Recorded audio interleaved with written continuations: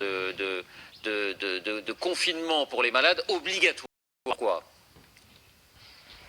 Et de contraintes, parce que là on est en train de parler d'hôtels, mais il s'agit, c'est pas des hôtels, ça s'appelle des prisons sanitaires ou ça s'appelle des bracelets électroniques.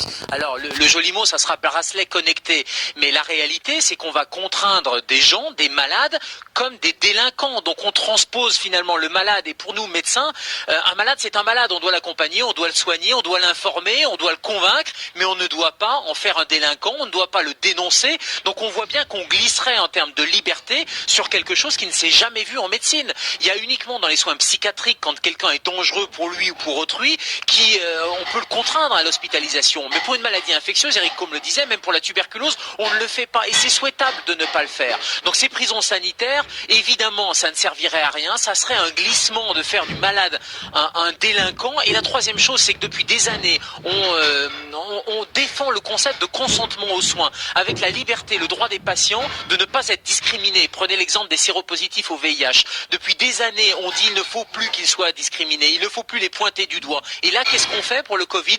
On serait en train de balayer tout ça, ce droit fondamental des patients, pour en faire des délinquants, pour en faire des malades qu'on va stigmatiser. Donc c'est extrêmement dangereux. Gérald, c'est pas un cas de force majeure. Mais cas de force majeure, pourquoi? À titre individuel, cette maladie, c'est 99% des gens qui vont guérir, 1% qui vont avoir des complications. Tester, tracer, isoler. On a été incapable de tester et de tracer. Et donc on va faire reposer la seule responsabilité, où on va culpabiliser les patients en disant c'est de votre faute, et donc on va vous sanitaire parce qu'on a été incapable de tester et tracer.